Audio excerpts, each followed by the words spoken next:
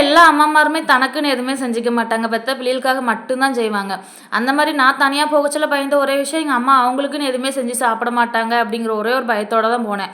அதே மாரி போயிட்டு 1 மந்த்ல சப்பாத்தின்னு ஒண்ணு போடவே இல்லையா! எனக்கு ரொம்ப கஷ்டமா போச்சு. நான் இருந்தேன் அப்படின்னா, வாரத்துக்கு 1 டைம்னாலும் அதாவது மாசத்துக்கு 4 தடவையாச்சும் சப்பாத்தி போட்டு குடுத்துருவோம். 1 மந்த்தாவே நான்வெஜ் எதுவுமே சேர்க்காம, தோசை, இட்லி கூட சட்னி எதுவுமே அரைக்காம இருக்கிற குழம்ப வச்சு தான் அட்ஜஸ்ட் பண்ணிட்டு இருந்திருக்கு.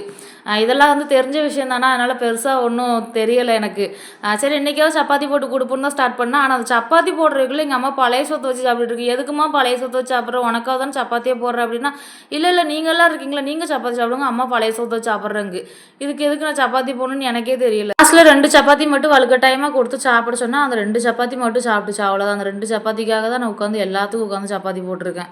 இதெல்லாம் கேட்கறதுக்கு சிலருக்கு நக்கலா தெரியும். ஆமா, இவ மட்டும் தான் கல்யாணம் முடிச்சு ஊர்லயே பிரிஞ்சு போயிருக்கான்னு. இது எனக்கு மட்டும் இல்ல, பொட்ட புள்ள பெத்தவங்க எல்லாத்துக்குமே இதோட வலியும், கஷ்டமும் புரியும். அந்த வீடியோ பிடிச்சிருந்தா லைக் பண்ணுங்க, ஷேர் பண்ணுங்க, மறக்காம சப்ஸ்கிரைப் பண்ணிருங்க.